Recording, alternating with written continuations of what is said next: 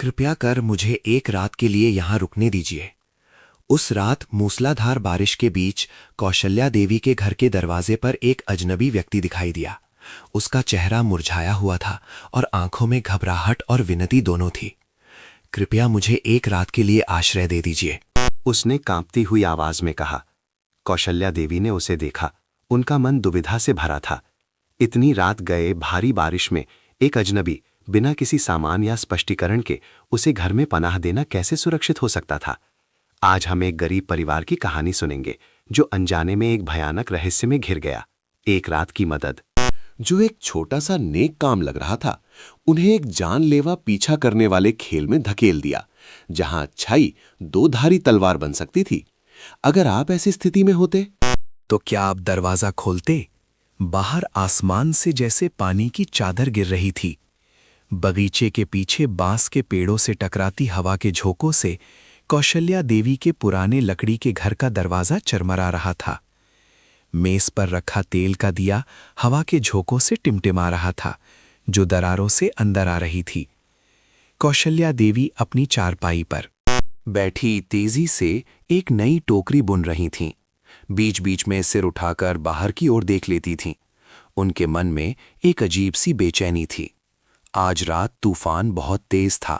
क्या इस समय कोई बाहर सड़क पर हो सकता है? तभी दरवाजे पर जोर जोर से दस्तक हुई। कौशल्या देवी चौंक गईं और मुख्य दरवाजे की ओर देखने लगीं। उनका 13 साल का पोता अर्जुन भी अपनी दादी की ओर जिज्ञासा भरी नजरों से देखने लगा। दादी, कोई दरवाजा खटखटा रहा है, अर्जुन ने कहा। बाहर दस्तक फिर से गूंजी, इस बार पहले से कहीं ज्यादा जोर से। घर के अंदर की शांति जैसे उस आवाज से टूट गई। इस आंधी तूफान में इस समय कौन आ सकता है? कौशल्या देवी बड़बड़ाई और टोकरी नीचे रखकर धीरे धीरे दरवाजे की ओर बढ़ी। वो एक पल के लिए हिचकिचाई, फिर लकड़ी के 2 पल्लों के बीच की दरार से बाहर झांका। घर के अंदर से आ रही दिए की मध्यम रोशनी में कौशल्या देवी ने देखा कि बरामदे में एक आदमी चुपचाप खड़ा था। उसने एक रेनकोट पहन रखा था जो पूरी तरह भीगा हुआ था और उसका चेहरा चौड़ी टोपी से ढका हुआ था। बारिश उसके कंधों पर गिर रही थी, जिससे उसका व्यक्तित्व और भी दयनीय लग रहा था। माफ कीजिए, मैं यहाँ से गुजर रहा था और भारी बारिश में फंस गया। क्या आप मुझे थोड़ी देर के लिए शरण दे सकती हैं? उस आदमी की आवाज गूंजी, जो गहरी और गर्म थी, लेकिन उसमें थकान साफ झलक रही थी। कौशल्या देवी ने अभी भी दरवाजे की कुंडी पर हाथ रखा हुआ था। उन्होंने अभी पूरा दरवाजा नहीं खोला था। आप कौन हैं? मेरे घर में रात को अजनबियों का आना मना है। उनकी आवाज में हमेशा से ज्यादा सख्ती और संदेह था। वो आदमी कुछ सेकंड चुप रहा, फिर धीरे से बोला, मैं एक यात्री हूं। मैं अभी गांव के शुरू में बस से उतरा था और रुकने की जगह ढूंढ रहा था। लेकिन बारिश इतनी तेज है कि मैं सराय तक नहीं पहुंच पाया।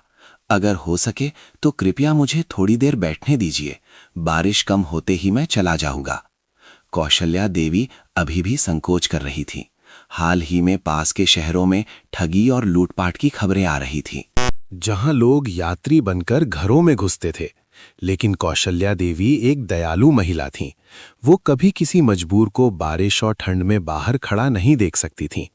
अर्जुन ने उनकी साड़ी का पल्लू खींचा और फुसफुसाया, दादी, उन्हें अंदर आने दीजिए। बाहर बहुत ठंड है।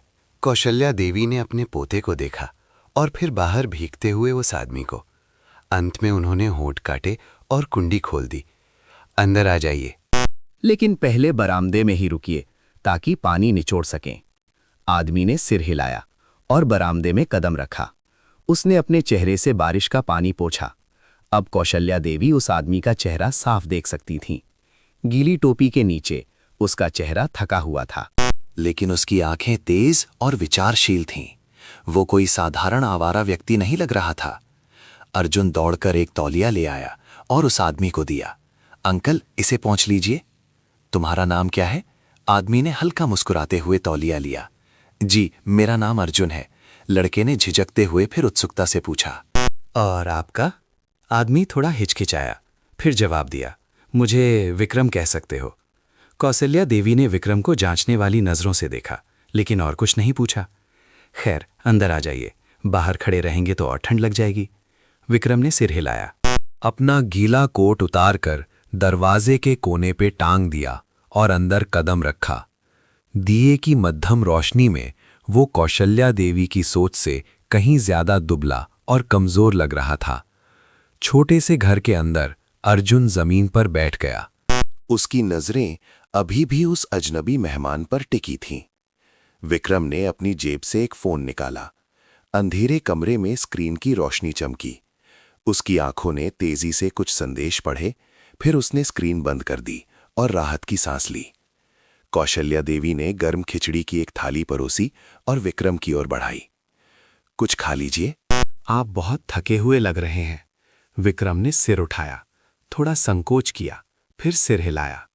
धन्यवाद, आप बहुत दयालु हैं। मैंने सच में काफी देर से कुछ नहीं खाया है। अर्जुन अभी भी उस कोट को देख रहा था जो विक्रम ने टांगा था। कोट की एक जेब थोड़ी फूली हुई थी, जैसे उसके अंदर कुछ छिपा हो। अनजाने में लड़का उसे छूने के लिए आगे बढ़ा, लेकिन तभी विक्रम की नजर उस पर पड़ी, जिससे अर्जुन डरकर पीछे हट गया। विक्रम शांत रहा, लेकिन उसकी आंखों में तीखापन और सतर्कता थी। कौशल्या देवी ने इस खामोश बातचीत को देखा। उनके मन में एक अजीब सा एहसास पनपने लगा। घर में सन्नाटा छा गया। केवल छत पर गिरती बारिश की आवाज आ रही थी। कौशल्या देवी ने घड़ी देखी, काफी रात हो चुकी थी। मौसम ऐसा है कि लगता नहीं बारिश जल्दी रुकेगी। आप बाहर वाले कमरे में आराम कर लीजिए, सुबह मौसम साफ होने पर चले जाइएगा। विक्रम ने धीरे से सिर हिलाया। आपको बहुत परेशानी हो रही है। बहुत बहुत धन्यवाद। कौशल्या देवी ने बस कहा और बर्तन समेटने लगी। उनके मन में अभी भी कई सवाल थे, लेकिन थकान के कारण वो और सोचना नहीं चाहती थीं। छोटा सा घर धीरे धीरे शांत हो गया। रात के सन्नाटे में जब कौशल्या देवी और अर्जुन सो गए, विक्रम उठ बैठा और अपना फोन फिर से निकाला। स्क्रीन जली और उस पर एक छोटा सा संदेश था। उन्हें पता चल गया है कि तुम कहां हो, सावधान रहना। उसका चेहरा उतर गया। उसने फोन को कसकर मुट्ठी में भींच लिया। उसकी आंखों में चिंता भरी थी। बाहर अभी भी बारिश हो रही थी, और शायद ये किसी और तूफान की सिर्फ शुरुआत थी। अगली सुबह सूरज की पहली किरणें निकलीं। बगीचे में अरबी के पत्तों पर ओस की बूंदें चमक रही थीं। दूर से मुर्गे की बांग और पक्षियों की चहचहाहट सुनाई दे रही थी। घर के अंदर चूल्हे से पक रही दलिया की खुशबू आ रही थी। कौशल्या देवी चूल्हे के पास खड़ी थीं। उनकी आंखों में चिंता थी। रात भर उन्होंने अपने मेहमान के बारे में बहुत सोचा था। विक्रम कोई साधारण व्यक्ति नहीं था। उसकी बोली, उसका व्यवहार और उसकी आंखें, सब कुछ ये बता रहा था कि वो कोई खास व्यक्ति है। ना तो वो आवारा था और ना ही कोई साधारण मुसीबत का मारा। अर्जुन मेज पर बैठा था। उसकी आंखें जिज्ञासा से चमक रही थीं। उसने कल रात से विक्रम की हर हरकत पर नजर रखी थी। विक्रम बाहर वाले कमरे से निकला। उसके कपड़े सूख चुके थे। सुबह की धूप में वो थोड़ा कमजोर लग रहा था, लेकिन उसकी नजरें तेज और एकाग्र थीं। उसने कौशल्या देवी को गंभीरता से देखा, जैसे किसी महत्वपूर्ण बात पर विचार कर रहा हो। क्या आप मुझे अपना थोड़ा समय दे सकती हैं? विक्रम की आवाज भारी लेकिन विनती भरी थी। कौशल्या देवी ने चम्मच नीचे रखा, अपने हाथ पोंछे और उसके सामने कुर्सी खींचकर बैठ गईं। क्या बात है? कोई समस्या है? विक्रम कुछ पल चुप रहा, फिर धीरे से अपनी जेब से एक छोटा लकड़ी का डिब्बा निकाला और मेज पर रख दिया। कृपया इसे मेरे लिए सुरक्षित रख लीजिए, उसने कहा, और उनकी प्रतिक्रिया का इंतजार करने लगा। कौशल्या देवी ने भौएं सिकोड़ी और डिब्बे को देखा। ये पुराना लग रहा था, लेकिन कसकर बंद था। उस पर कोई खास निशान नहीं था। बस एक साधारण लकड़ी का डिब्बा। लेकिन जिस सावधानी से विक्रम ने उसे रखा था, उससे लग रहा था कि यह साधारण नहीं है। ये क्या है? उन्होंने संकोच से पूछा। विक्रम ने सिर हिलाया। मैं बता नहीं सकता, बस इसे सुरक्षित रखिए। इसे खोलिएगा मत और किसी को इसके बारे में मत बताइएगा। उसकी चेतावनी से छोटी सी रसोई में तनाव फैल गया। अर्जुन भी पास बैठा कान लगाकर सुन रहा था। उसकी नजरें डिब्बे पर थीं। कौशल्या देवी आसानी से किसी पर भरोसा नहीं करती थीं, खासकर विक्रम जैसे अजनबी पर।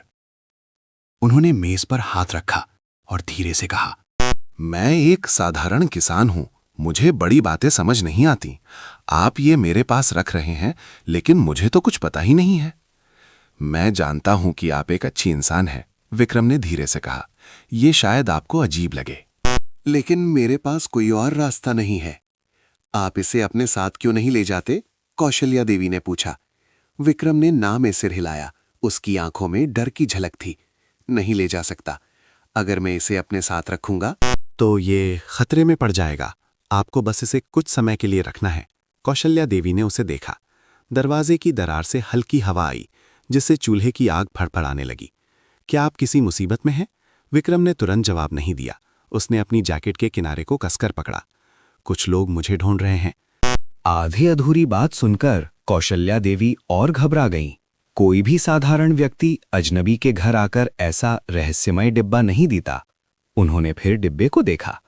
अगर मैं इसे रख लूं तो क्या मुझे कोई परेशानी होगी? बिल्कुल नहीं।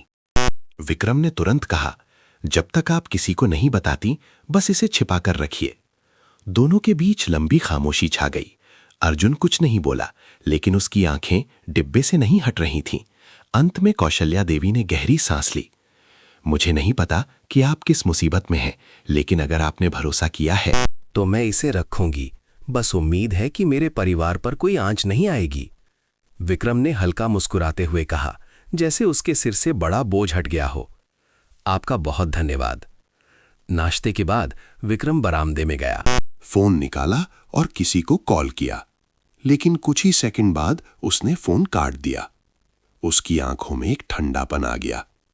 घर के अंदर से अर्जुन ने देखा कि विक्रम ने फोन को कसकर पकड़ा हुआ है और उसका चेहरा गंभीर है। कौशल्या देवी ने अपने काम जारी रखे। उन्होंने उस लकड़ी के डिब्बे को एक पुरानी अलमारी में छिपा दिया। लेकिन उनका मन अशांत था। विक्रम की विनती बहुत अस्पष्ट थी और उस आदमी के पास बहुत से अनसुलझे रहस्य थे। दोपहर में जब कौशल्या देवी खेतों से वापस आ रही थीं, तो गांव के प्रवेश द्वार पर वो अचानक रुक गईं। कुछ दूरी पर बरगद के पुराने पेड़ के पास एक अजनबी आदमी बिजली के खंभे से टेक लगाकर खड़ा था। उसने गहरे रंग की कमीज पहनी थी, कद लंबा था और बाल छोटे कटे हुए थे। उसका चेहरा सख्त था। कौशल्या देवी उसे नहीं जानती थीं, वो गांव का नहीं था, लेकिन जिस बात ने उनका ध्यान खींचा वो थी उसकी नजरें। वो किसी विशेष व्यक्ति को नहीं देख रहा था, बल्कि उसकी आंखें चारों ओर घूम रही थीं, जैसे वो कुछ ढूंढ रहा हो। कौशल्या देवी की रीढ़ में सिहरन दौड़ गई। घर लौटते समय उन्होंने अपने मन से डर को निकालने की कोशिश की। शायद कोई राहगीर होगा, इसमें डरने की क्या बात है, उन्होंने सोचा। लेकिन जब वो घर पहुंची और उस अलमारी को देखा जहां डिब्बा रखा था, तो उनके दिमाग में एक विचार आया। रात होने पर जब सब शांत हो जाएगा, वो उस डिब्बे को खोलकर देखेंगी। लेकिन जैसे ही उनका हाथ अलमारी पर गया, मुख्य दरवाजे से एक आवाज आई। वो चौंक गईं। उनका दिल तेजी से धड़कने लगा। मेज पर रखा दिया हिल गया। बाहर अंधेरे में फिर से दस्तक हुई। रात की हवा बगीचे के बांसों से गुजरते हुए अजीब सी सरसराहट पैदा कर रही थी। पेड़ों की परछाइयां दीवारों पर डरावनी आकृतियां बना रही थीं। सन्नाटे में दस्तक की आवाज फिर आई, इस बार ज्यादा तेज और जल्दबाजी में। कौशल्या देवी ने अपनी छाती पर हाथ रखा, अपनी धड़कनों को शांत करने की कोशिश की। दरवाजे की ओर बढ़ते हुए उनकी आंखों में डर था।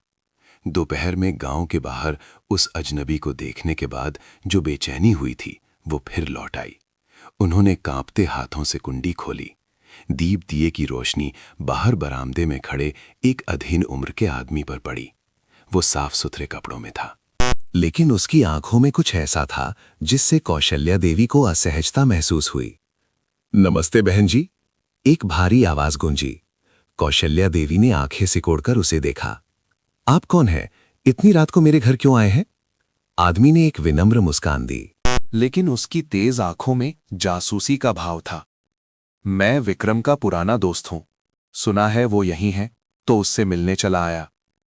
पुराना दोस्त, इन शब्दों ने कौशल्या देवी को संशय में डाल दिया। उन्होंने पीछे मुड़कर घर के अंदर देखा, जहां विक्रम अभी भी चुपचाप बैठा था। विक्रम ने कोई प्रतिक्रिया नहीं दी, ना तो इनकार किया और ना ही पुष्टि।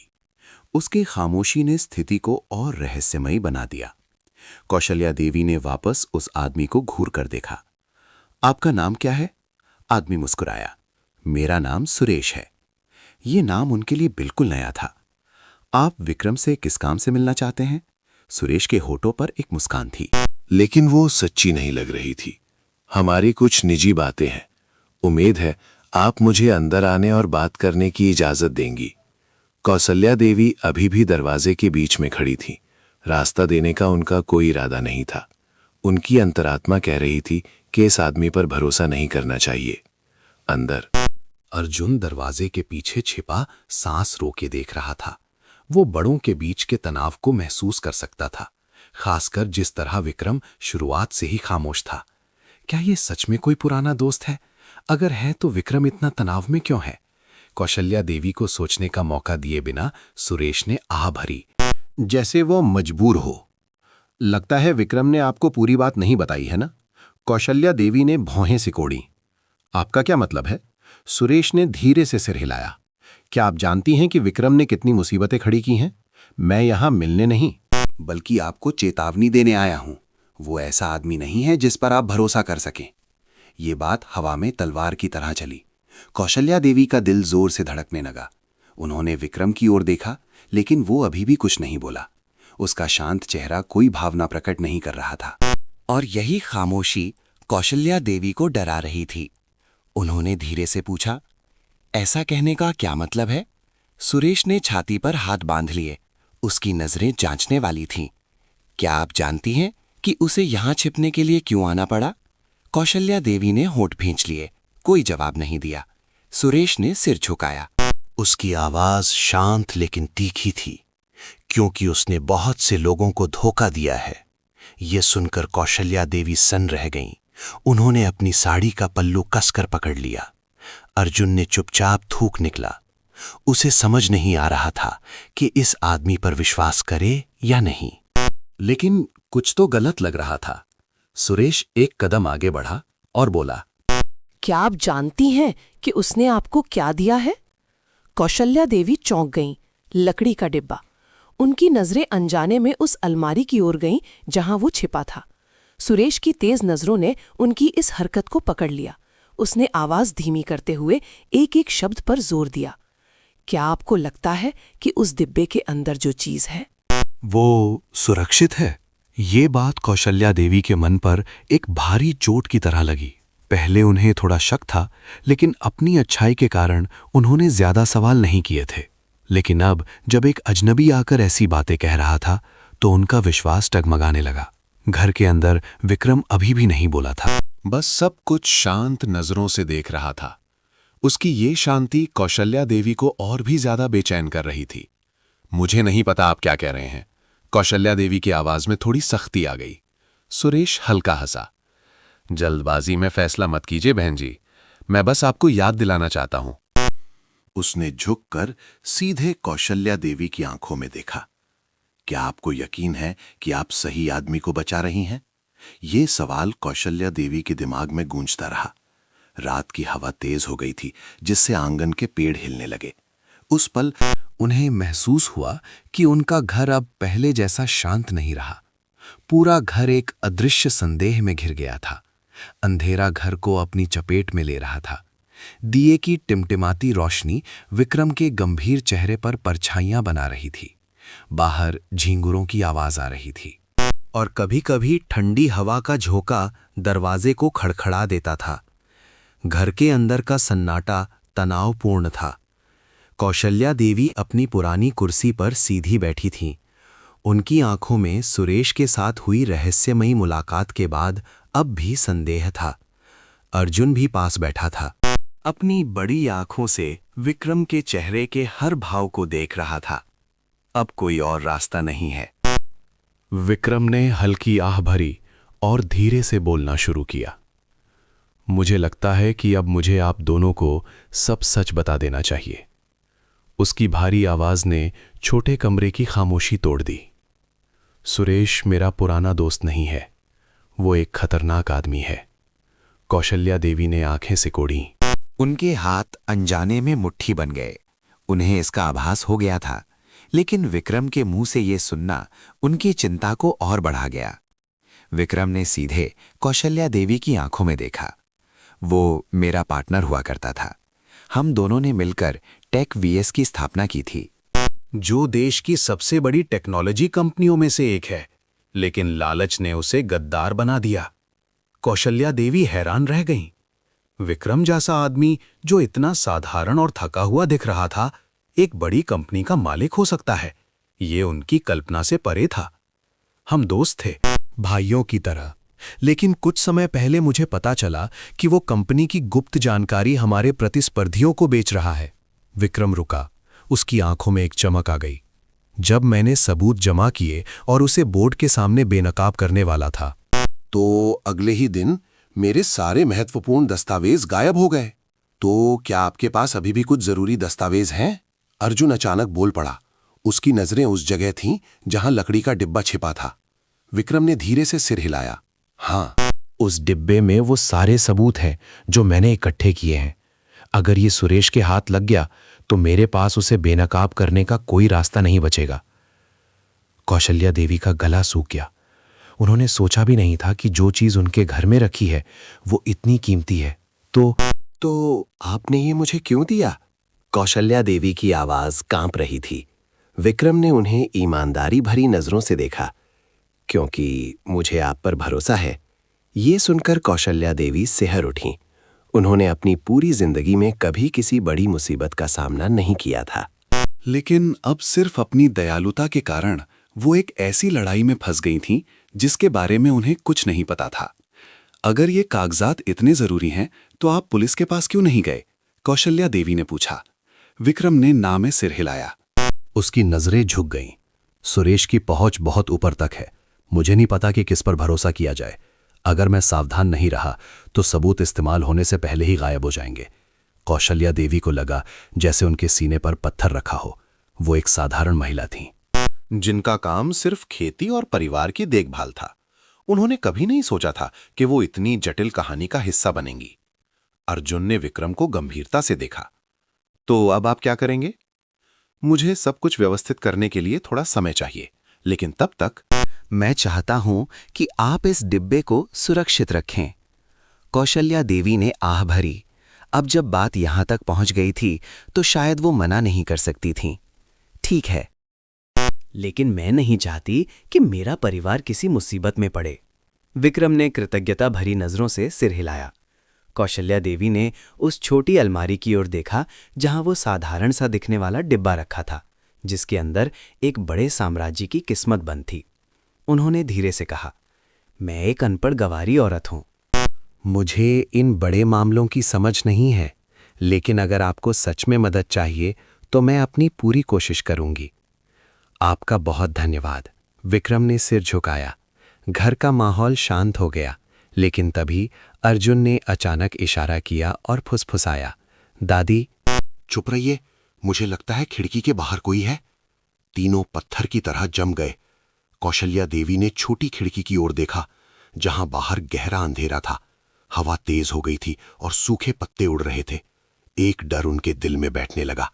विक्रम धीरे धीरे खिड़की के पास गया और बाहर देखने की कोशिश की, लेकिन अंधेरा इतना था कि कुछ दिखाई नहीं दे रहा था। तभी एक हल्की आवाज आई, पत्तों के सरसराने की। कोई उन पर नजर रख रहा था। रात और गहरी हो गई थी। ठंडी हवा पर्दे को हिला रही थी। गांव की शांति अब एक अजीब डर में बदल चुकी थी। अर्जुन खिड़की के पास खड़ा था। उसका दिल तेजी से धड़क रहा था जब उसने एक काली छाया को झाड़ियों में छिपते देखा। उसने अपनी दादी को हिलाया, दादी, मैंने अभी किसी को बाहर देखा। कौशल्या देवी चौंक गईं। क्या? कहां? वहां? बांस के झुंड के पास। कोई अभी वहां छिपा है। अर्जुन की बात सुनकर कौशल्या देवी कांप गईं।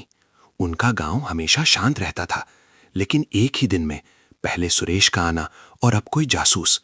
उन्होंने मुट्ठी भींच ली। रुको, मैं विक्रम जी को उठाती हूं। लेकिन विक्रम पहले ही जाग चुका था। उसने तुरंत खिड़की का पर्दा गिरा दिया और इशारे से सबको चुप रहने और बत्तियां बुझाने को कहा। घर अंधेरे में डूब गया। सिर्फ चांद की हल्की रोशनी आ रही थी। विक्रम ने खिड़की से सटकर बाहर देखा। बाहर सन्नाटा था। लेकिन वो जानता था कि कोई वहां है। तभी पीछे के बगीचे से सूखे पत्तों पर चलने की आवाज आई। क्या कोई चोर हो सकता है? कौसल्या देवी ने फुसफुसाकर पूछा। विक्रम ने सिर हिलाया। अगर चोर होता तो अब तक अंदर घुसने की कोशिश कर चुका होता। घर में तनाव इतना था कि सांस लेना मुश्किल हो रहा था। तभी दूर से एक गाड़ी की हेडलाइट दिखाई दी। एक काली कार गांव के मुहाने पर आकर रुकी, लेकिन कोई बाहर नहीं निकला। अर्जुन खिड़की से चिपका हुआ था। वो गाड़ी गांव वालों की नहीं है, उसने कहा। कौशल्या देवी ने उसे पीछे खींचा। बाहर मत देखो, अगर उन्होंने देख लिया तो। अर्जुन ने एक पत्थर उठाया और झाड़ियों की ओर फेंकने का सोचा ताकि पता चले कि वहां कौन है, लेकिन विक्रम ने उसका हाथ पकड़ लिया। नहीं, अभी हमें ये नहीं जताना है कि हमें उनके बारे में पता है। वे सब अंधेरे में खड़े रहे, इंतजार करते हुए। काली कार वहीं खड़ी रही। और झाड़ियों में छिपा व्यक्ति भी नहीं हिला। ये एक मनोवैज्ञानिक खेल था। अचानक विक्रम का फोन वाइब्रेट हुआ। एक मैसेज आया था। स्क्रीन की रोशनी उसके गंभीर चेहरे पर पड़ी। संदेश छोटा और ठंडा था। ये मत सोचना कि तुम हमेशा छिपे रह सकते हो, जल्द ही तुम्हारी बारी आएगी। विक्रम ने फोन को कसकर पकड़ा। कौन है? कौशल्या देवी ने पूछा। विक्रम ने गहरी सांस ली।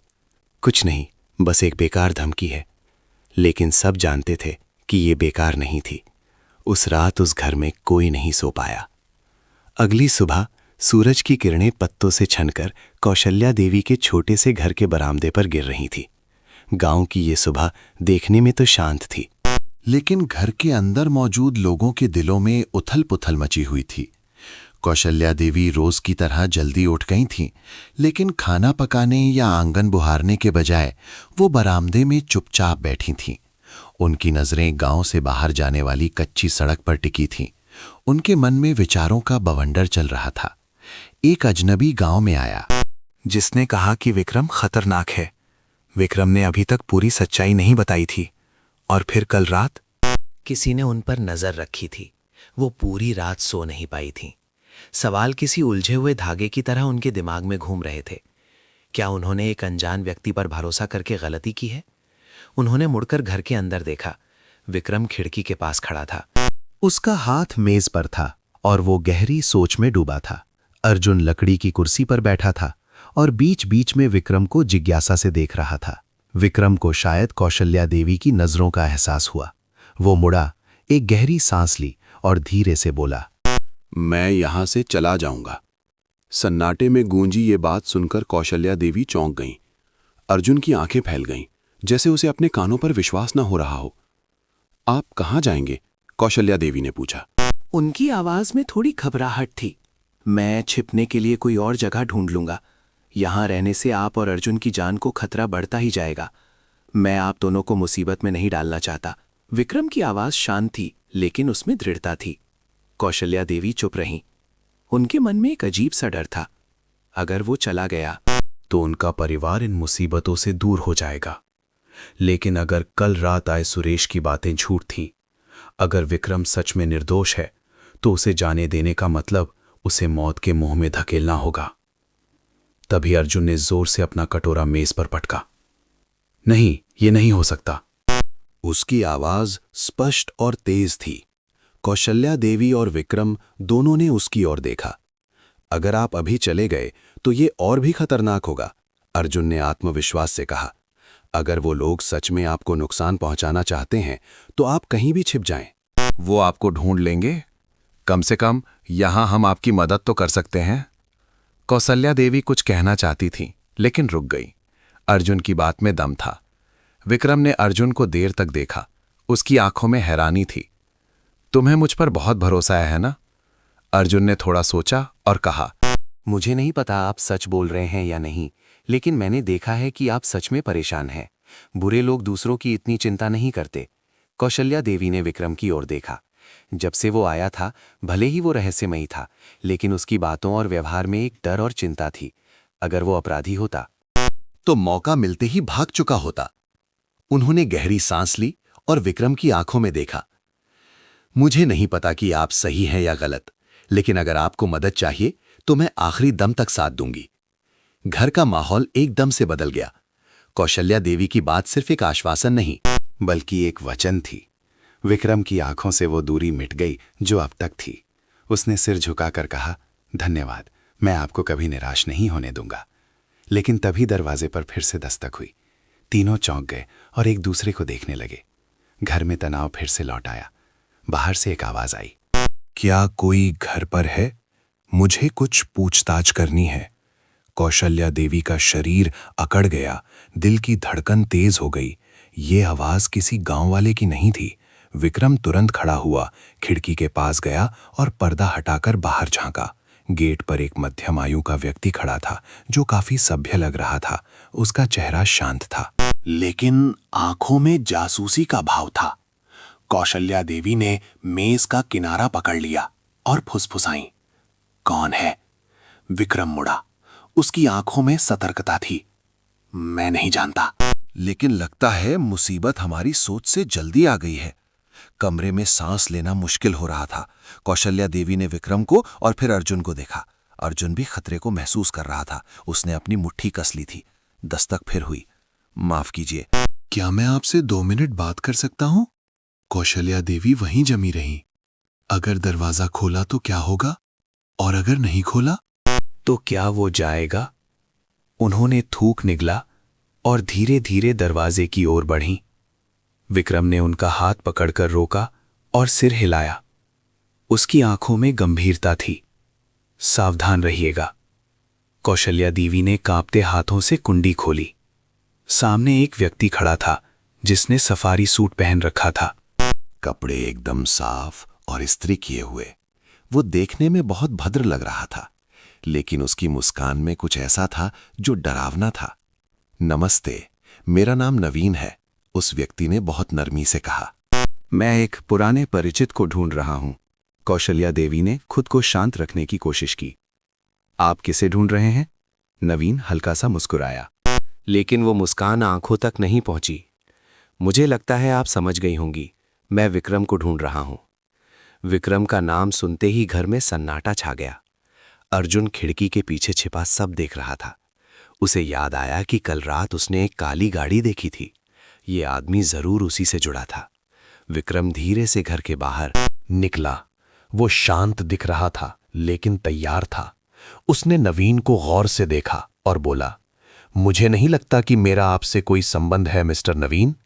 नवीन के होठों पर एक तिरछी मुस्कान आई। तो तुम्हें मैं याद हो? वाकई? पुराने रिश्ते इतनी आसानी से नहीं भुलाए जाते। नवीन की आवाज में एक अजीब सा व्यंग्य था। कौशल्या देवी चुपचाप ये सब देख रही थी। उन्हें समझ नहीं आ रहा था कि क्या हो रहा था, लेकिन इतना तय था कि यह आदमी विक्रम का दोस्त नहीं था। मैं यहां तुम्हें परेशान करने नहीं आया, मैं बस मदद करना चाहता हूं, नवीन ने कहा। उसकी आवाज में एक छिपा हुआ मतलब था। सुना है तुम थोड़ी मुसीबत में हो? विक्रम हंसा, एक सूखी हंसी। मदद? उसने इस शब्द पर जोर दिया। मैंने कभी नहीं देखा कि नवीन जैसा आदमी बिना मतलब के मदद करे। कौशल्या देवी की भौहें तन गई। ये आदमी पहेलियों में बात कर रहा था। देखो विक्रम, नवीन ने अपनी आस्तीन ठीक करते हुए कहा, समाज के कुछ नियम होते हैं, अगर उनका पालन ना किया जाए तो मुसीबतें आ सकती हैं। अगर तुम धमकी देना चाहते हो तो साफ साफ बोलो, विक्रम ने कहा। नवीन हंसा और सिर हिलाया। मैं धमकी नहीं दे रहा, बस याद दिला रहा हूं। मेरे पास कुछ ऐसी जानकारी है जो शायद कौशल्या देवी जी सुनना चाहेंगी। अपना नाम सुनकर कौशल्या देवी चौंक गया। आपका क्या मतलब है? उन्होंने पूछा। नवीन उनकी ओर मुड़ा। उसकी मुस्कान वही थी, लेकिन आंखें बदल गईं। मैं बस ये कहना चाहता हूं कि कभी कभी किसी की मदद करना खुद को खतरे में डालना होता है। मैं नहीं चाहता कि किसी को बेवजह परेशानी हो। उसकी बातें मीठी थीं, लेकिन जहर बुझीं। कौशल्या देवी की रीढ़ में सिहरन दौड़ गई। नवीन की बातें उन्हें कल रात सुरेश की बातों की याद दिला रही थीं। क्या आप सही आदमी को बचा रही हैं? उन्होंने विक्रम की ओर देखा, लेकिन वो चुप था। अर्जुन ने मुट्ठी भींच ली। उसे यकीन था कि ये आदमी मदद करने नहीं आया है। थोड़ी देर की खामोशी के बाद नवीन ने अपनी घड़ी देखी। मुझे लगता है मैंने काफी बोल दिया। विक्रम, तुम अच्छी तरह सोच लो। तुम्हारे पास कई रास्ते हैं। खुद को बंद गली में मत फंसाओ। फिर वो कौसल्या देवी की ओर मुड़ा। और आप भी बहन जी, सोचिएगा कि आप किसे पनाह दे रही हैं। हर चीज वैसी नहीं होती जैसी दिखती है। ये कहकर नवीन मुड़ा और चला गया। जाते जाते एक रहस्यमयी मुस्कान छोड़ गया। तीनों लोग वहीं खड़े रहे, उस मुलाकात को समझने की कोशिश करते हुए। अर्जुन ने पूछा, क्या आप उसे सच में जानते हैं? विक्रम कुछ पल चुप रहा, फिर बोला, वो मेरा कोई पार्टनर नहीं था, वो एक भाड़े का आदमी है जिसे मुझे बर्बाद करने के लिए भेजा गया है। कौशल्या देवी का चेहरा पीला पड़ गया। तो उसकी सारी बातें झूठ थीं? विक्रम ने सिर हिलाया। हाँ, वो बस हमें डराना चाहते हैं ताकि मैं खुद यहां से निकल जाऊं और वो मुझे आसानी से पकड़ सकें। तो अब हम क्या करें? अर्जुन ने चिंतित होकर पूछा। विक्रम ने मुट्ठी भींची। हम हमेशा भाग नहीं सकते, अब वक्त आ गया है कि मैं कुछ करूं। कौशल्या देवी विक्रम को देखती रहीं। उन्हें एहसास हो गया था कि जिस पल उन्होंने विक्रम की मदद करने की ठानी थी, उसी पल वो इस खतरे में कूद पड़ी थीं। अब पीछे हटने का रास्ता नहीं था। चाहे नवीन की बातों में कितनी भी सच्चाई हो, उनका दिल कह रहा था कि उनका फैसला सही है और अब वो अंत तक साथ निभाएंगी। रात गहरी हो चुकी थी। आसमान बादलों से ढका था, जिससे चांद की रोशनी भी नहीं आ रही थी। पूरा गांव सो चुका था, बस पेड़ों से झींगुरों की आवाज आ रही थी। कौशल्या देवी के घर में तेल का दिया टिमटिमा रहा था, जो 3 चिंतित चेहरों को रोशन कर रहा था। नवीन से हुई मुलाकात का असर अभी भी बाकी था। रात का खाना सबने खामोशी में खाया। अर्जुन बिस्तर पर लेटा छत को घूर रहा था। नवीन की धमकी उसके कानों में गूंज रही थी। मदद करने वालों का अंजाम अच्छा नहीं होता। अचानक पिछवाड़े से एक अजीब आवाज आई। पहले ये हवा जैसी लगी, लेकिन फिर सूखे पत्तों पर कदमों की चरमराहट सुनाई दी। अर्जुन तुरंत उठ बैठा। वो दबे पांव खिड़की के पास गया और पर्दा हटाकर देखा। अंधेरे में उसे एक परछाई हिलती हुई दिखी जो घर की ओर बढ़ रही थी। अर्जुन का खून जम गया। वो दौड़कर विक्रम के कमरे में गया। विक्रम अंकल, उठिए। उसने फुसफुसाया। विक्रम तुरंत आंखें खोलकर बैठ गया, जैसे वो सोया ही ना हो। पीछे के आंगन में कोई है, अर्जुन ने कहा। विक्रम ने उसे चुप रहने का इशारा किया और खिड़की से बाहर देखा। परछाई अभी भी वहां थी, बहुत धीरे धीरे आगे बढ़ रही थी। ये कोई आवारा जानवर नहीं था, ये एक सुनियोजित घुसपैठ थी। दादी को उठाओ, विक्रम ने कहा। अर्जुन ने जाकर कौशल्या देवी को जगाया। उनका चेहरा देखते ही वो समझ गईं कि कुछ गड़बड़ है। क्या हुआ? उन्होंने पूछा। कोई बाहर है, अर्जुन ने कहा। तीनों लोग मुख्य कमरे में जमा हो गए। क्या दरवाजे ठीक से बंद है? कौशल्या देवी ने पूछा। हाँ, लेकिन अगर उसके पास ताला तोड़ने का औजार है तो? विक्रम ने कहा। कमरे में सन्नाटा था। विक्रम ने कहा। कमरे में सन्नाटा था। दिल की धड़कनें कानों में गूंज रही थीं। तभी पिछले दरवाजे से खट की आवाज आई। कौशल्या देवी ने अपने हाथ जोड़ लिए। विक्रम ने मेज से एक छोटा चाकू उठा लिया। अगली आवाज धातु के ताले से छेड़छाड़ की थी। खिच खिच। वो ताला खोलने की कोशिश कर रहा था। विक्रम ने और इंतजार नहीं किया। उसने अचानक मुख्य दरवाजा खोल दिया, जिससे एक तेज आवाज हुई। घुसपैठिया घबराकर पीछे हटा। उसने अपनी जेब से एक चाकू निकाला। दादाजी, अर्जुन चिल्लाया। विक्रम पीछे हटा। तभी कौशल्या देवी एक जलता हुआ दिया लेकर दरवाजे पर आ गईं। रोशनी में उस आदमी का चेहरा साफ दिखाई दिया। विक्रम उसे देखकर सन्न रह गया। ये चेहरा उसके लिए अनजाना नहीं था, ये उसके अतीत का एक हिस्सा था। रोहन, तुम? विक्रम की आवाज में हैरानी और कड़वाहट दोनों थी। सामने खड़ा आदमी हल्का मुस्कुराया। उसकी आंखों में कोई शर्म नहीं थी। बहुत दिन हो गए। बॉस, हवा के एक झोंके से दिया फड़फड़ाया। रोहन कभी विक्रम का सबसे वफादार कर्मचारी हुआ करता था। वो उसका दाहिना हाथ था और आज वो हाथ में चाकू लिए खड़ा था। नवीन की चेतावनी सच साबित हो रही थी, जिस पर आप भरोसा करते हैं। वही पीठ में छुरा घोंपता है। तुम यहां क्या करने आए हो? विक्रम ने गुस्से में पूछा। तुम्हें पता है, रोहन हंसा, मैं वो लेने आया हूं जो तुम्हारा कभी नहीं होना चाहिए था। तुम किसके लिए काम कर रहे हो? विक्रम की आंखों में बर्फ जैसी ठंडक थी। रोहन ने कंधे उचकाए। विक्रम सर। आप लोगों को पहचानने में बहुत अच्छे थे, लेकिन इस बार चूक गए। गलती ये थी कि आपने सोचा वफादारी पैसे से खरीदी जा सकती है। कौशल्या देवी और अर्जुन पीछे खड़े सब सुन रहे थे। तुमने मुझे कब धोखा दिया? विक्रम ने पूछा।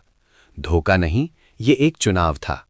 रोहन ने ठंडी हंसी के साथ कहा, मैंने ताकतवर का साथ चुना। और वो ताकतवर कौन है? रोहन ने चाकू घुमाया। क्या तुम्हें लगता है कि सिर्फ सुरेश ही तुम्हें बर्बाद करना चाहता है? विक्रम ने मुट्ठी भींच ली। तुम दस्तावेज लेने आए हो, है ना? हाँ, रोहन ने कहा। उसे मुझे दे दो और मैं चला जाऊंगा। अगर मैं न दूं तो? विक्रम ने पूछा। रोहन की मुस्कान गायब हो गई। तो मैं इस घर में किसी की सुरक्षा की गारंटी नहीं दे सकता। ये सीधी धमकी थी। कौशल्या देवी ने अपनी साड़ी का पल्लू कसकर पकड़ा। उन्होंने अपनी जिंदगी में कभी ऐसा मंजर नहीं देखा था। अर्जुन ने देखा कि विक्रम के हाथ की नसें तन गई हैं। मैंने तुम पर भरोसा किया था रोहन, विक्रम ने कहा, और वो मेरी सबसे बड़ी गलती थी। रोहन एक कदम आगे बढ़ा। कागज लाओ। कौशल्या देवी को लगा कि उन्हें कुछ करना होगा। अगर रोहन और पास आया तो वे हार जाएंगे। बिना एक पल सोचे उन्होंने अपने हाथ में पकड़ा जलता हुआ तेल का दिया उठाया और पूरी ताकत से आंगन के बीच में पटक दिया। छपाक, शीशा टूटा और तेल फैल गया।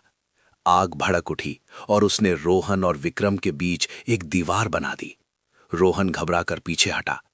आग की लपटें उसके चेहरे पर नाच रही थीं। दफा हो जाओ यहां से। कौशल्या देवी की आवाज में शेरनी जैसी दहाड़ थी। रोहन ने चाकू कसकर पकड़ा, लेकिन आग बढ़ती देख उसने दांत भींचे और मुड़कर भाग गया। अंधेरे में गायब होने से पहले वो चिल्लाया, कागज दे देना, वरना अगली बार कोई और आएगा। हवा उस धमकी को दूर ले गई। विक्रम आग को देखता रहा। उसे गहरा धक्का लगा था। रोहन अकेला गद्दार नहीं था और ना जाने कितने लोग ऐसे थे। कौशल्या देवी की सांसें फूल रही थीं। अर्जुन ने विक्रम का हाथ पकड़ लिया। हम आपको अकेले नहीं लड़ने देंगे। उस अंधेरी रात में आग की रोशनी में 3 साए एक साथ खड़े थे। शाम का आसमान स्लेटी हो चुका था।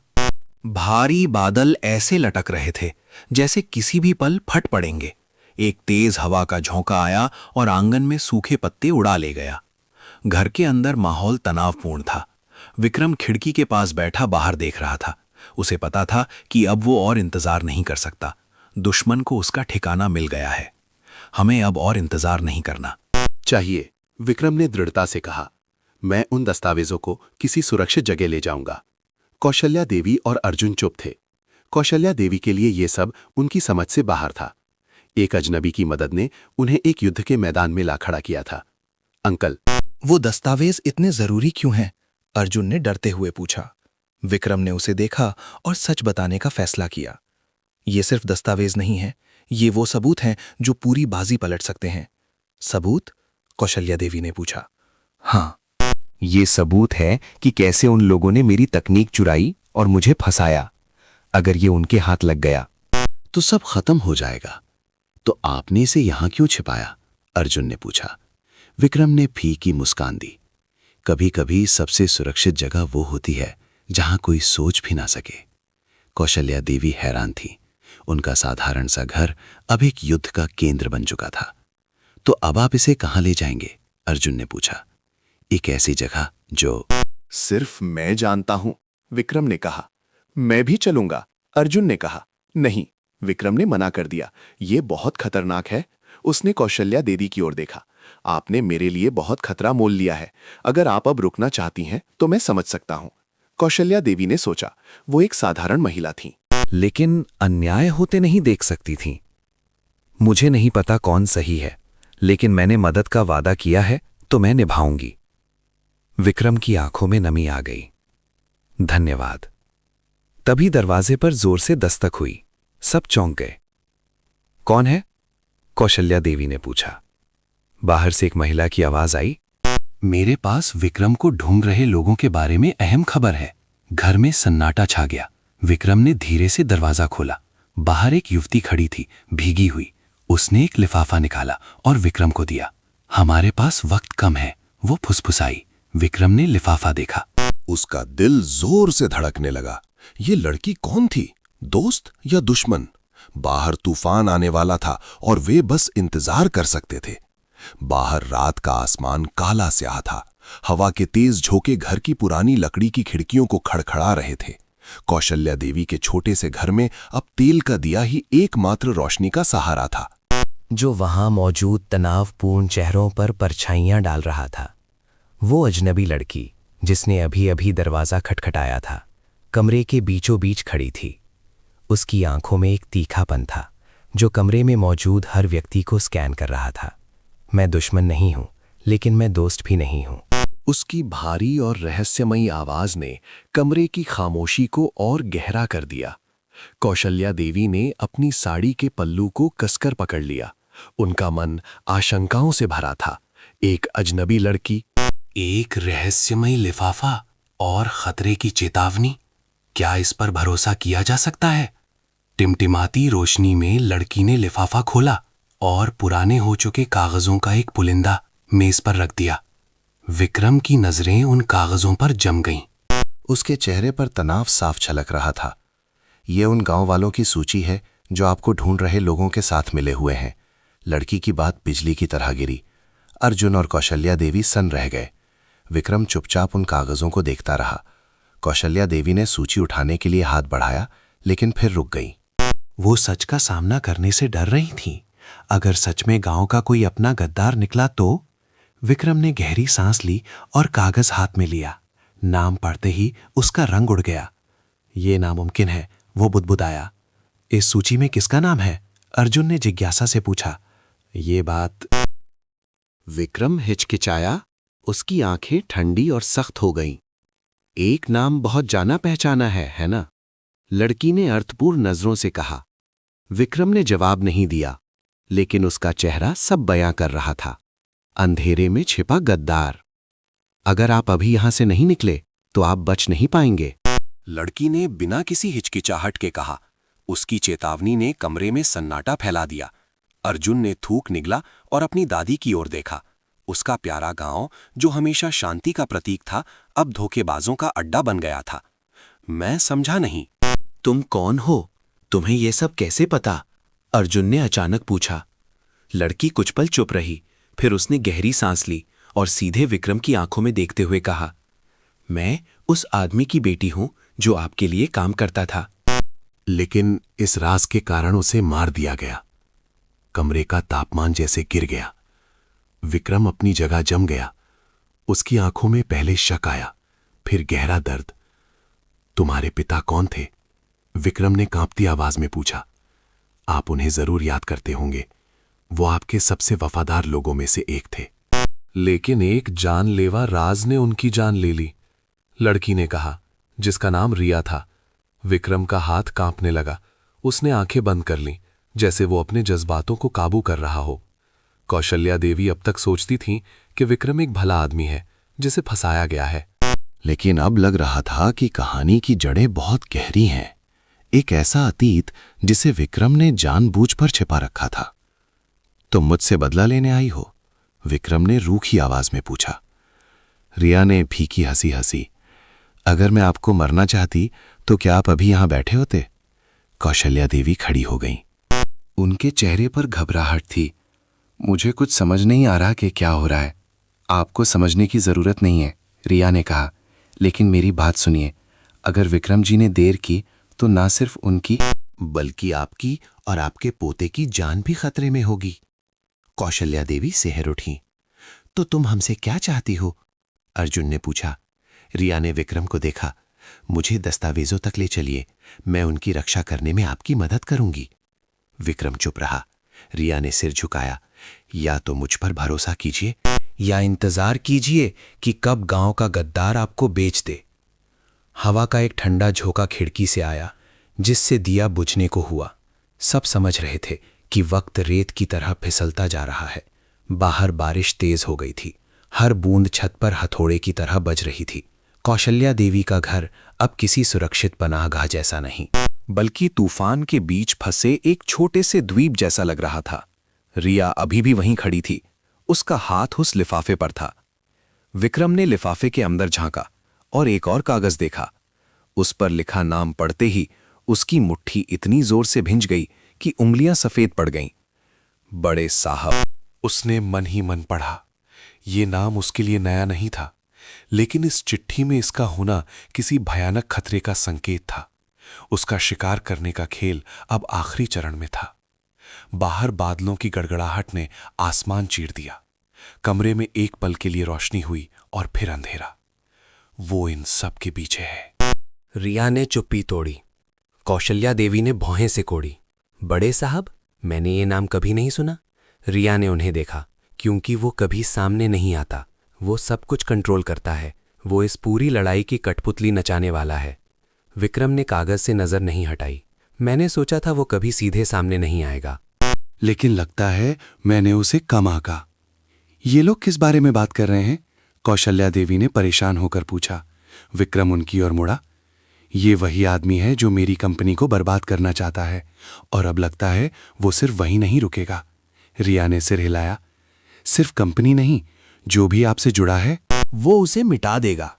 अगर हमने अभी कुछ नहीं किया तो बचने का कोई रास्ता नहीं बचेगा।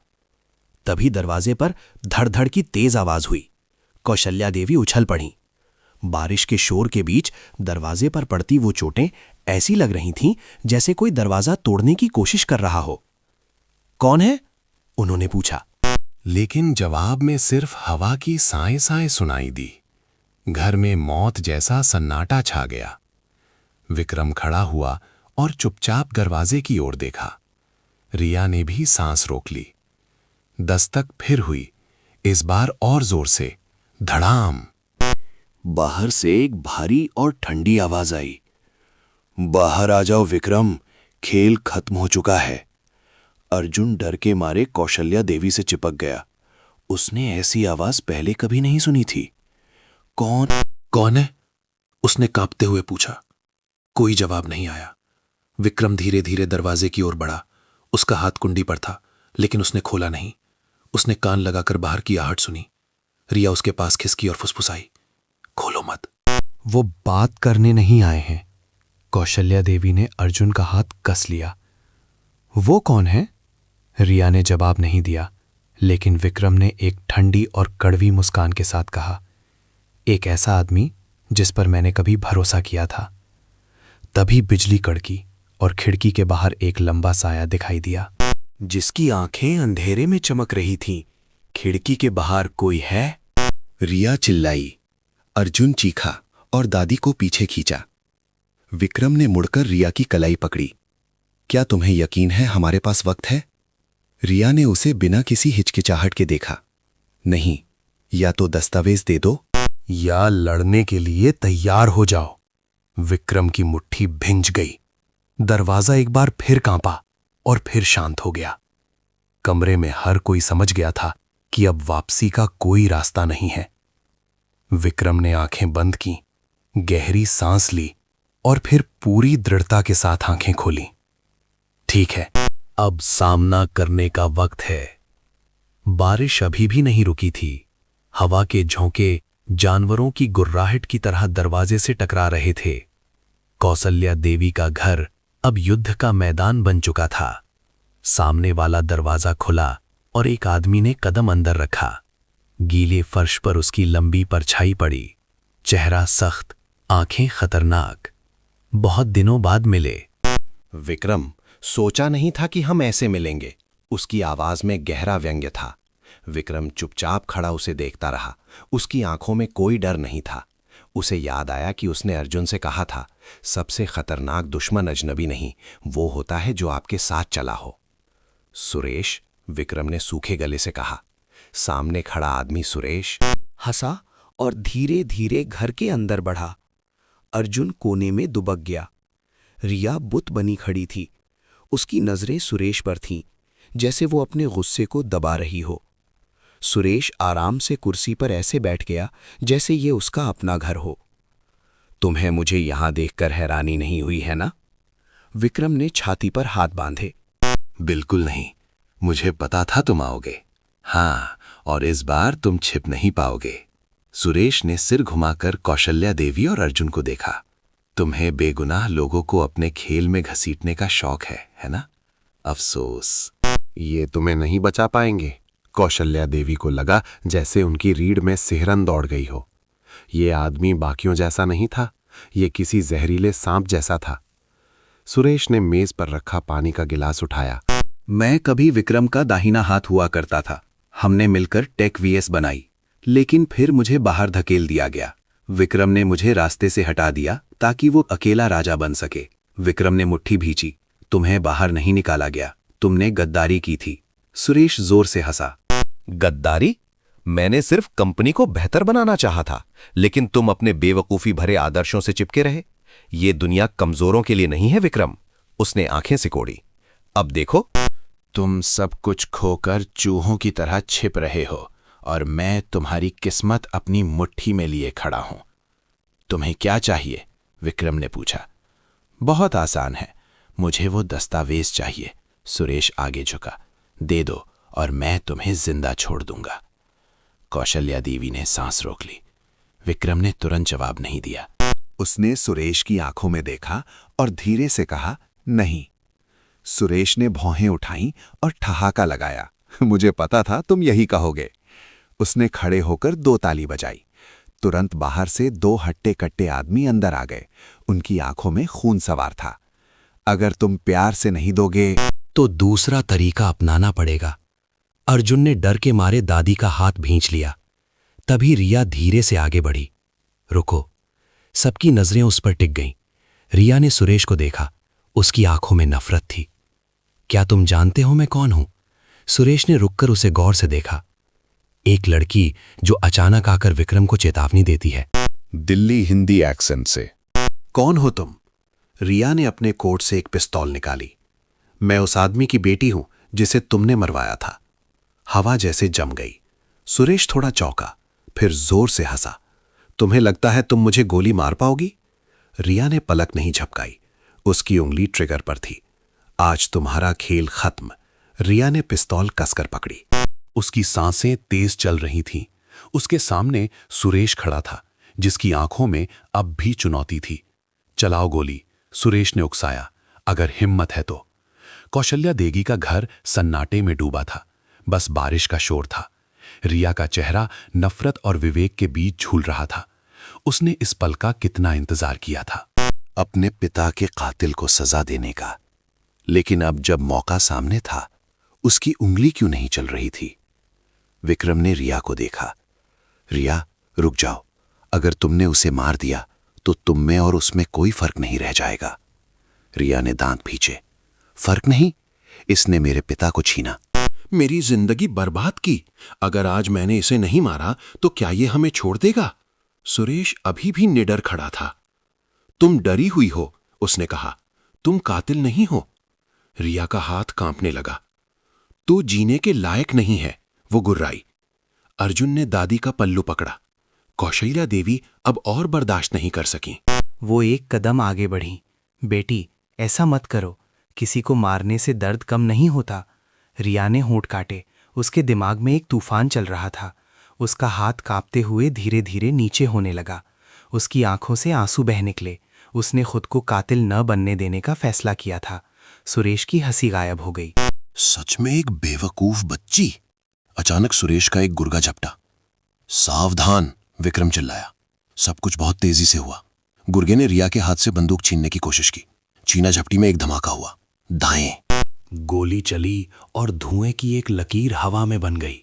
रिया घबराकर पीछे हटी।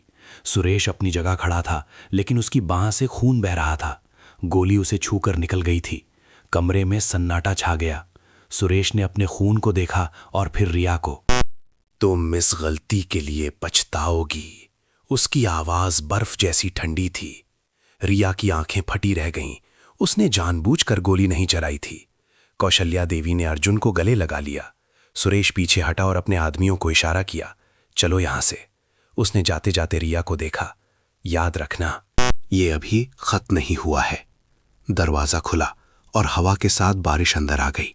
वे लोग अंधेरे में गायब हो गए। घर में कोई सांस नहीं ले पा रहा था। रिया जमीन पर बैठ गई। उसके हाथ कांप रहे थे। कौशल्या देवी ने उसके कंधे पर हाथ रखा। तुमने सही किया। दूर से गाड़ियों के सायरन की आवाज आने लगी। अजनबियों का एक समूह कौशल्या देवी के घर की ओर बढ़ रहा था। फ्लैशलाइट की रोशनियां बगीचे में इधर उधर घूम रही थीं। हमें तुरंत यहां से निकलना होगा, विक्रम खिड़की से देखते हुए बोला। रिया ने पिस्तौल उठा ली। वो जानती थी कि सुरेश उन्हें छोड़ेगा नहीं। कौशल्या देवी और अर्जुन भी तैयार थे। कौन सा रास्ता सुरक्षित है? रिया ने पूछा। पीछे का दरवाजा, लेकिन जल्दी करो, विक्रम ने कहा। वे सब दीवार के सहारे सहारे गांव से बाहर जाने वाले कच्चे रास्ते की ओर बढ़े। अंधेरा गहरा था। वे परछाइयों की तरह चल रहे थे। जैसे ही वे पिछले आंगन में पहुंचे, एक टॉर्च की रोशनी सीधे उन पर पड़ी। इधर हैं, पकड़ो इन्हें, आवाज आई। एक काली आकृति अर्जुन की ओर लपकी। अर्जुन ठोकर खाकर गिर गया। एक हाथ ने उसे जकड़ लिया। छोड़ो उसे, रिया चिल्लाई और उस आदमी को जोरदार लात मारी। भागो! उसने अर्जुन को आगे धक्का दिया। विक्रम और कौशल्या देवी भी दौड़ रहे थे। विक्रम के हाथ में वो लकड़ी का डिब्बा था। हमें तेज चलना होगा, विक्रम ने कहा। लेकिन तभी कौशल्या देवी लड़खड़ाईं और गिर गईं। वो पूरी तरह थक चुकी थीं। दादी, अर्जुन चिल्लाया। हम उन्हें छोड़कर नहीं जा सकते, रिया ने कहा। लेकिन कदमों की आवाज करीब आ रही थी। जाओ। मैं उन्हें रोकूंगा, विक्रम ने कहा। नहीं, रिया ने मना कर दिया। वो उन्हें लेकर आगे बढ़ी, लेकिन जैसे ही वो मुड़ी, अंधेरे से एक आवाज आई। खुद को सरेंडर कर रहे हो विक्रम? सुरेश वहां खड़ा था। उसके होठों पर क्रूर मुस्कान थी। हम फिर मिल गए। अर्जुन दादी से चिपक गया। रिया ने धीरे से अपनी कमर पर लगी बंदूक को टटोला। सुरेश एक कदम आगे बढ़ा और हाथ ऊपर करने का इशारा किया। उसके आदमी ने बंदूक तान ली। सन्नाटा और बारिश के बीच विक्रम तनकर खड़ा हो गया। मैंने सोचा था तुम आओगे, उसने शांत स्वर में कहा। सुरेश हंसा। और फिर भी तुम यहां फंसे हो? वो डिब्बा मुझे दे दो। रिया ने चारों ओर देखा। वे घिरे हुए थे। उसने अर्जुन के कान में फुसफुसाया। क्या तुम एक जुआ खेलने को तैयार हो? अर्जुन ने उसकी आंखों में देखा और हामी भरी। तो तैयार हो जाओ, हम कुछ पागलपन करने वाले हैं। रिया ने गहरी सांस ली। सुबह होने वाली थी, लेकिन सूरज निकलने से पहले एक आखिरी लड़ाई बाकी थी। आसमान अभी भी रो रहा था। सुरेश सीधा खड़ा था, उंगली ट्रिगर पर थी। अगर तुमने दस्तावेज नहीं दिए तो तुम यहीं मरोगे। उसकी आवाज में कोई दया नहीं थी। विक्रम शांत था। उसके हाथ में वो डिब्बा था जो सुरेश के सारे गुनाहों का कच्चा चिट्ठा था। तुझे ये चाहिए? विक्रम ने धीरे से डिब्बा ऊपर उठाया। तुझे ये कभी नहीं मिलेगा। और फिर सबकी हैरानी के बीच विक्रम ने वो डिब्बा पास जल रही आग, शायद कचरा जलाने के लिए जलाई गई आग या कोई अलाव, में फेंक दिया। लपटें भड़क उठीं और कागज जलने लगे। नहीं, सुरेश पागलों की तरह चिल्लाया और आग की ओर लपका। तू पागल है? तूने अपना भविष्य जला दिया।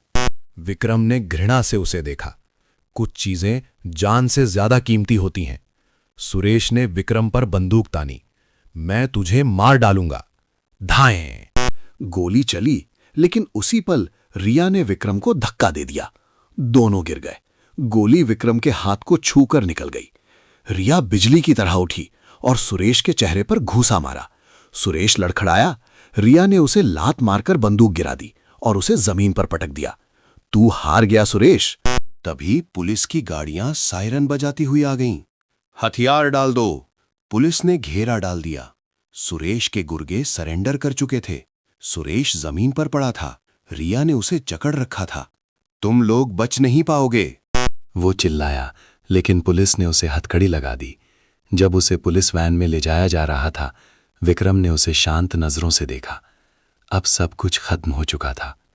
रिया जमीन पर बैठ गई, थक कर चूर। अर्जुन ने दादी को गले लगा लिया। विक्रम ने अपनी चोटिल बाह को देखा। उसकी आंखों में शांति थी। ये लड़ाई खत्म हुई। लेकिन शायद कोई और शुरू होगी, कौशल्या देवी ने कहा। विक्रम ने उगते सूरज को देखा। मैं अब वही करूंगा जो सही है। बारिश रुक चुकी थी। आसमान साफ था। एक नई सुबह, एक नई शुरुआत। जीवन चुनावों का ही नाम है, सही और गलत के बीच, स्वार्थ और त्याग के बीच। विक्रम, रिया, अर्जुन और कौशल्या देवी की ये कहानी हमें सिखाती है कि चाहे अंधेरा कितना भी गहरा हो, सच की रोशनी उसे चीर ही देती है। अगर आपको ये कहानी पसंद आई तो कमेंट में 1 लिखें और बताएं कि आप भारत के किस राज्य से ये पढ़ रहे हैं। उस पल ऐसा लगा जैसे सब कुछ वास्तव में समाप्त हो गया है। रिया जमीन पर बैठ गई। उसकी आंखों में अभी भी तनाव और थकान की झलक थी। अर्जुन दौड़कर अपनी दादी कौशल्या देवी से लिपट गया। उस छोटे से बच्चे ने एक ऐसी रात बिताई थी जिसे वो जीवन भर नहीं भूल पाएगा। विक्रम ने अपनी आस्तीन पर लगे खून के धब्बे को पोंछा। उसकी नजरें दूर क्षितिज पर थीं। उसकी आंखों में अब थकान नहीं, बल्कि एक गहरा विचार था। ये लड़ाई खत्म हो गई थी, लेकिन शायद एक और संघर्ष शुरू होने वाला था। कौशल्या देवी ने उसे देखा। उनकी आवाज हवा के झोंके की तरह हल्की थी। अब आप आगे क्या करेंगे? विक्रम ने गहरी सांस ली और धीरे धीरे ऊपर उठते सूरज की ओर देखा। मैं वही करूंगा जो सही है। कौशल्या देवी ने सिर हिलाया और एक ममतामयी मुस्कान दी। बारिश रुक चुकी थी और आसमान साफ हो गया था। वे जानते थे कि अब से सब कुछ पहले जैसा नहीं रहेगा, लेकिन कम से कम उन्होंने सही रास्ता चुना था। एक नई सुबह, एक नई शुरुआत हो चुकी थी। जीवन विकल्पों की एक श्रृंखला है। कभी कभी हम सही और गलत, स्वार्थ और परोपकार की लकीर के बीच खड़े होते हैं। विक्रम की कहानी सिर्फ सच्चाई को बचाने के संघर्ष की नहीं है, बल्कि ये विश्वास, दृढ़ता और बलिदान का पाठ भी है। सबसे कठिन समय में ही इंसान का असली स्वभाव सामने आता है। कुछ लोग जीवित रहने के लिए धोखा देते हैं, तो कुछ लोग उस चीज की रक्षा के लिए बलिदान देने को तैयार रहते हैं जो जान से भी ज्यादा कीमती है। लेकिन इन सब के बाद ईमानदारी, अच्छाई और दृढ़ता ही वो रोशनी है जो उन लोगों का मार्गदर्शन करती है जो चुनौतियों के सामने झुकते नहीं हैं। हम में से हो सकता है कि कोई विक्रम की तरह गुप्त दस्तावेज न रखता हो और ना ही कौशल्या देवी के परिवार की तरह हमारा पीछा किया जा रहा हो। लेकिन जीवन में हर किसी को कभी ना कभी महत्वपूर्ण फैसलों का सामना करना पड़ता है। क्या हम सही के लिए लड़ने की हिम्मत करेंगे या आसान रास्ता चुनेंगे जो बाद में पछतावे से भरा हो? हम में से हर किसी की अपनी एक अलग लड़ाई है, चाहे वो काम में हो, परिवार में हो या अपने ही मन के भीतर। लेकिन सबसे महत्वपूर्ण बात यह है कि चाहे आंधी कितनी भी तेज क्यों ना हो, सत्य का प्रकाश अंततः चमक ही जाता है और अंधेरे को चीर देता है। अगर इस कहानी ने आपको सोचने पर मजबूर किया है तो नीचे कमेंट बॉक्स में नंबर 1 लिखें। आप ये कहानी भारत के किस राज्य से पढ़ रहे हैं? हमें जरूर बताएं। अगर आपके विचार अलग हैं या आप इस स्थिति में कुछ और करते तो उसे भी कमेंट सेक्शन में साझा करें। अगर आपको ऐसी रहस्यमयी और प्रेरणादायक कहानियां पसंद हैं तो चैनल को सब्सक्राइब करना ना भूलें ताकि आप अगली वीडियो मिस ना करें। उस पल ऐसा लगा जैसे सब कुछ वास्तव में समाप्त हो गया है। रिया जमीन पर बैठ गई। उसकी आंखों में अभी भी तनाव और उस रात की घटनाओं का असर साफ दिख रहा था। अर्जुन दौड़कर अपनी दादी कौशल्या देवी से लिपट गया। उस छोटे से बच्चे ने एक ऐसी रात बिताई थी जिसे वो शायद जीवन भर नहीं भूल पाएगा। विक्रम ने अपनी आस्तीन पर लगे खून के धब्बे को पोंछा। उसकी नजरें दूर क्षितिज पर टिकी थीं। उसकी आंखों में अब थकान नहीं थी, बल्कि एक गहरा विचार था। ये लड़ाई खत्म हो गई थी, लेकिन शायद एक और संघर्ष शुरू होने वाला था। कौशल्या देवी ने उसे देखा। उनकी आवाज हवा के झोंके की तरह हल्की और ममतामयी थी। अब आप आगे क्या करेंगे? विक्रम ने एक गहरी सांस ली और धीरे धीरे ऊपर उठते हुए सूरज की ओर देखा। मैं वही करूंगा जो सही है। कौशल्या देवी ने सिर हिलाया और एक संतोषजनक मुस्कान दी। बारिश रुक चुकी थी और आसमान साफ हो गया था। वे जानते थे कि अब से सब कुछ पहले जैसा नहीं रहेगा, लेकिन कम से कम उन्होंने सही रास्ता चुना था। एक नई सुबह, एक नई शुरुआत हो चुकी थी। जीवन विकल्पों की एक श्रृंखला है। कभी कभी हम सही और गलत, स्वार्थ और परोपकार की महीन लकीर के बीच खड़े होते हैं। विक्रम की कहानी सिर्फ सच्चाई को बचाने के संघर्ष की नहीं है, बल्कि ये विश्वास, दृढ़ता और बलिदान का एक गहरा पाठ भी है। सबसे कठिन समय में ही इंसान का असली स्वभाव सामने आता है। कुछ लोग जीवित रहने के लिए धोखा देते हैं, जैसे सुनेश और रोहन, तो कुछ लोग उस चीज की रक्षा के लिए बलिदान देने को तैयार रहते हैं जो उनकी अपनी जान से भी ज्यादा कीमती है। लेकिन इन सब के बाद ईमानदारी, अच्छाई और दृढ़ता ही वो रोशनी है जो उन लोगों का मार्गदर्शन करती है जो चुनौतियों के सामने झुकते नहीं हैं। हम में से हो सकता है कि कोई विक्रम की तरह गुप्त दस्तावेज ना रखता हो और ना ही कौशल्या देवी के परिवार की तरह हमारा पीछा किया जा रहा हो। लेकिन जीवन में हर किसी को कभी ना कभी महत्वपूर्ण फैसलों का सामना करना पड़ता है। क्या हम सही के लिए लड़ने की हिम्मत करेंगे या आसान रास्ता चुनेंगे जो बाद में पछतावे से भरा हो? हम में से हर किसी की अपनी एक अलग लड़ाई है, चाहे वो काम में हो, परिवार में हो या अपने ही मन के भीतर। लेकिन सबसे महत्वपूर्ण बात यह है, जैसा कि कहा जाता है, सत्य परेशान हो सकता है लेकिन पराजित नहीं। चाहे आंधी कितनी भी तेज क्यों न हो, सत्य का प्रकाश अंततः चमक ही जाता है और अंधेरे को चीर देता है। अगर इस कहानी ने आपको सोचने पर मजबूर किया है तो नीचे कमेंट बॉक्स में नंबर 1 लिखें। आप ये कहानी भारत के किस राज्य से पढ़ रहे हैं, हमें ज़रूर बताएं। अगर आपके विचार अलग हैं या आप इस स्थिति में कुछ और करते तो उसे भी कमेंट सेक्शन में साझा करें। अगर आपको ऐसी रहस्यमयी और प्रेरणादायक कहानियां पसंद हैं तो चैनल को सब्सक्राइब करना ना भूलें ताकि आप अगली वीडियो मिस ना करें। तो दोस्तों, ये थी आज की कहानी। मैं सचमुच जानना चाहता हूं कि आप अभी दुनिया के किस कोने से हमारे साथ जुड़े हैं। कृपया कमेंट बॉक्स में अपने शहर या राज्य का नाम लिखकर हमें बताएं। ये जानकर हमें बहुत खुशी होगी। आपको ये कहानी कैसी लगी? क्या कौशल्या देवी की दयालुता और विक्रम के साहस ने आपके दिल को भी छुआ? अपने विचार हमारे साथ जरूर साझा करें। मेरी ईश्वर से यही प्रार्थना है कि आप और आपका पूरा परिवार हमेशा सुरक्षित रहे, स्वस्थ रहे और आपके जीवन में हमेशा सुख शांति बनी रहे। दोस्तों, हम मानते हैं कि हर किसी के जीवन में कोई ना कोई कहानी जरूर होती है। अगर आपके पास भी कोई ऐसी अनोखी, रोमांचक या दिल को छू लेने वाली कहानी है जो आप चाहते हैं कि हम सबके साथ साझा करें, तो संकोच न करें, उसे हमें कमेंट्स में लिखकर बताएं। आपकी कहानी लाखों लोगों के लिए प्रेरणा बन सकती है। अपना बहुत ख्याल रखें, सुरक्षित रहें और मुस्कुराते रहें।